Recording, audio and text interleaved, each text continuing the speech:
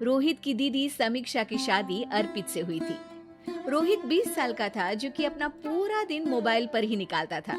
कभी पबजी खेलता तो कभी यूट्यूब चलाता। एक दिन अर्पित और समीक्षा समीक्षा के मम्मी पापा से मिलने आते हैं और देखते हैं कि रोहित मोबाइल से हटने को तैयार ही नहीं है। अरे रोहित, तुम्हारी तो आईआईटी की परीक्षा है ना? तुम तैयारी नहीं कर रहे हो परीक्षा की? वो सब तो मोबाइल पर ही हो जाएगा। ये देखिए, ये है गूगल। इससे जो भी पूछो वो सब बता देता है। तो आखिर कागज क्यों बर्बाद करूं? अरे पर तुम इन प्रश्नों की तैयारी बिना लिखोगे कैसे? उसमें क्या है, ये देखिए नोटपैड, बिल्कुल कॉपी जैसा है, इसी पर कर लूंगा। हम जब तुम्हारी उम्र के थे तब हम दोस्त मिलकर प्रश्न हल किया करते थे। उससे हमारी हैंडराइटिंग की भी प्रैक्टिस हो जाती थी और समय का भी अंदाजा लग जाता था। और फिर साथ में हम एक दूसरे की मदद भी कर देते थे अगर कोई अटक जाए तो। आपका जमाना अलग था जीजा जी, अभी जमाना फास्ट और स्मार्ट हो गया है। जमाना क्या, अब तो फोन भी स्मार्ट हो गया है। समय के साथ बदलना पड़ता है जीजा जी। अब बस भी कीजिए, आप हर चीज को लेक्चर में बदल देते हैं। रोहित अच्छा कर लेता है परीक्षा में। इतने में अर्पित के सास ससुर जी आ जाते हैं हॉल में और अर्पित इस बारे में बात नहीं करता। हालांकि अर्पित को लगता तो है कि पूरी तरह मोबाइल पर लगे रहना सही नहीं है, पर वो इस बात को और नहीं छेड़ता। ऐसे ही 2 दिन निकल जाते हैं। समीक्षा, मुझे काम से फोन आया था, मुझे वापस काम पर लौटना पड़ेगा। पर हमें आए हुए तो 2 ही दिन हुए हैं। अभी चले गए तो माँ और पापा को अच्छा नहीं लगेगा ना।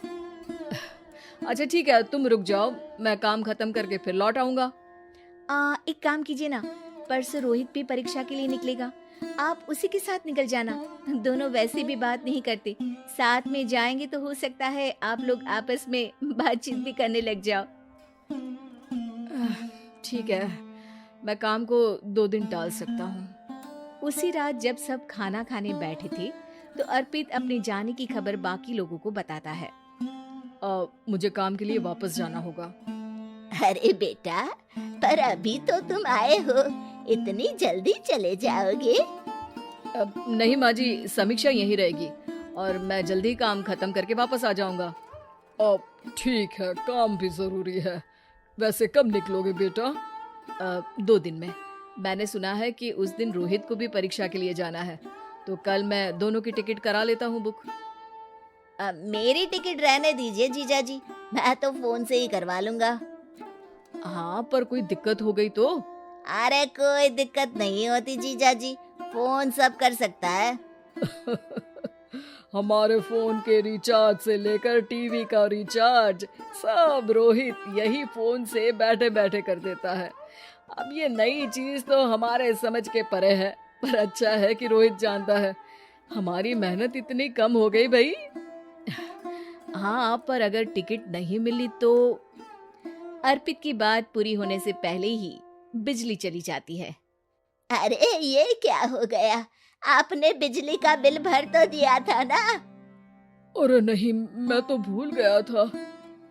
अरे टेंशन मत लो माँ। देखा जीजा जी, आप बिजली का बिल भी भर सकते हो, समय बदल गया है। एक बार फिर अर्पित इस बात पर बहस नहीं करता।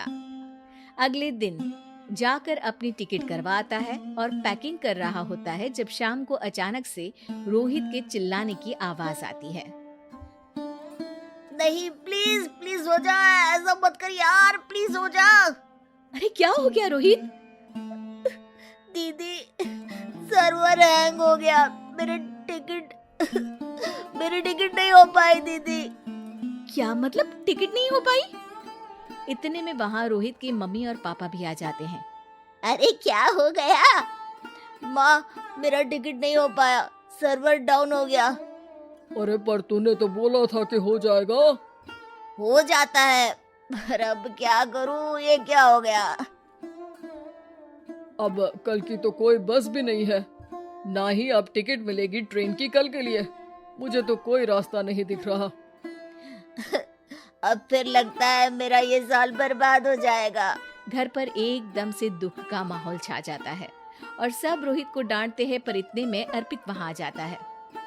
आप सब रोहित को क्यों डांट रहे हैं? आपने ही तो उसे बढ़ावा दिया था ना। लेकिन इसकी लापरवाही के कारण इसकी परीक्षा छूट जाएगी। इसने तो हमसे कहा था कि टिकट हो जाएंगे। हे भगवान, अब क्या होगा? चिंता करने की कोई बात नहीं है। मैंने एक एक्स्ट्रा टिकट करवा ली थी। मैं समझता हूँ कि मोबाइल हमारा ही काम आसान करने के लिए है, पर उस पर ही पूरी तरह से निर्भर होना तो गलत बात है ना। रोहित टिकट को देखकर बहुत खुश हो जाता है और जोर से जाकर अपने जीजाजी के गले लग जाता है। सॉरी जीजाजी, मुझे आपकी बात ध्यान से सुननी चाहिए थी, पर थैंक यू सो मच। हाँ बेटा, तुमने तो इसका भविष्य बचा लिया।